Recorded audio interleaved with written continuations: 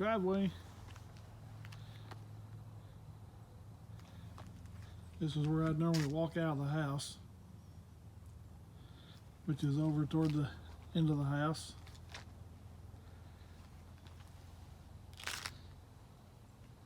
And when I added all this on from my mother-in-law, I decided I'd want a sidewalk over to my shop. Used to that we wasn't there. So we walked on over to the shop.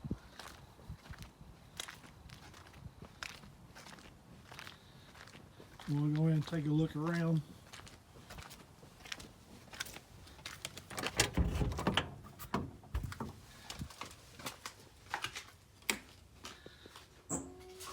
So the first room we'll walk in is one that I've divided off, and I've made this pretty much my CNC room.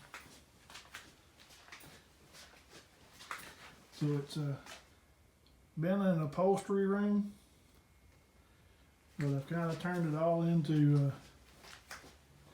a CNC room. So that's my whole CNC right there. It'll do a 30 up to a 33 by 33, but a real cutting surface is only a 32 by 32. And this is my computer setup for my CNC. And that's my extra belts and wrist service. And then that's my little Bluetooth keyboard that I operate the computer from while I'm standing over here at the CNC to line everything up. So besides my CNC room and a catch-all junk room where we did upholstery and stuff in, then we'll walk through this door. Of course, I took the door off of it. And we catch a couple of switches. There's my thermostat that I replaced not too long ago. And I got the bathroom in there with a utility sink. And my trusty old compressor. I've been through several compressors, so I decided to go with an Ingersoll Rand. Some of my extra storage, my little hallway out in there, screws and extra accessories, squares, levels, you name it. So the first thing I come to is my, beside my pressure regulator, my small mortising machine. And then I got my miter saw set up. And then I have an old chest of drawers I use for storage for measuring tools and whatnot. And this is my catch-all box for cordless drills and whatnot. And I also modified it to hang my Sawzall in there. So chargers and stuff up top, extra bits and stuff on the end of it. And those are my two switches for the north and south garage doors, which are there. This is the sander that I rebuilt. I got for $50, and I redid the whole thing, inside and out, all new paint. Redid all the cast iron, put all new bearings and stuff in it, and it does a really good job. Some of my extra belts, chest of drawers I never finished. A lot of times we do things with good intentions, but we don't. So I got my miter saw, laser guided, all that junk. Extra stuff I hang up on the walls. One of these days I need to get all this. I'm planning on redoing all this one day. And there's my lathe over there. Dust collector on the other side. Air hoses. Planer. My joiner that I just redid. And that's the tabletop from the table that I made a lady. That the table survived a tornado that killed the guy's mom, but they decided they didn't want the table anymore, and I found out he had a broken leg. So I'm just keeping the top. I'm going to convert the top into different things. The rail arm saw used to belong to my dad, and I have it now. There's a planer molder over there that's never even been hooked up. It was sent to me by Sawmill Creek for free for doing all the work that I've done at Sawmill Creek. So all my wood turning blanks are over there. Various supplies. There's my wintertime heater. Workbench area over there. Mechanic and tools. There's my lawnmower. And this is my 2x4 workbench that I'm working on.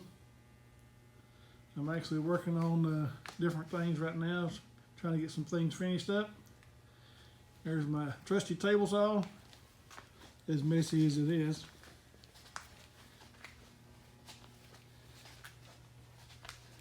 There's my rattle lift in the end of it. Looks like my scrap bin's a little full. There's my bandsaw, my drum sander, and then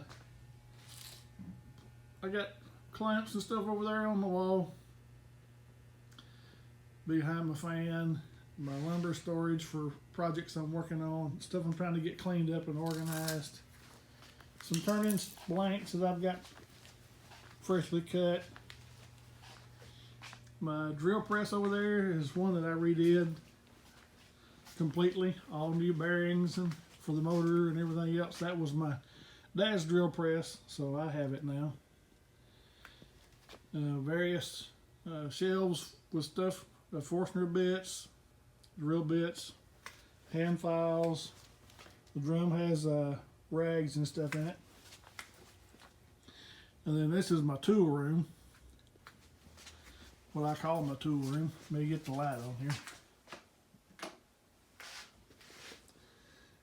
So we'll walk in here and we got shelves full of stuff.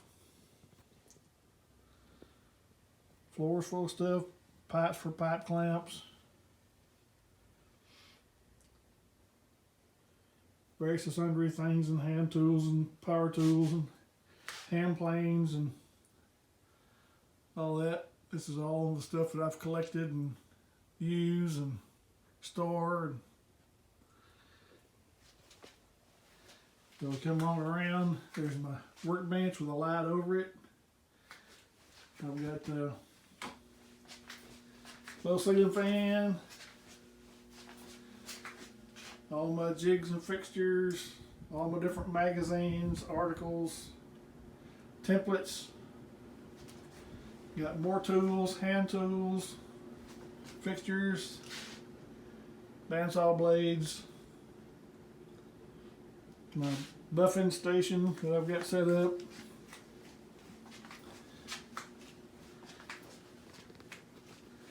And then back outside into the main shop area. So this is my, standing here at my tool room, this is my whole shop that I work in most of the time. It's 30 by 40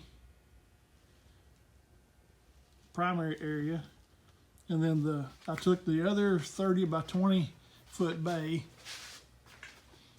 and converted it to two sections. One part has my tool room, which is a 22 by 12,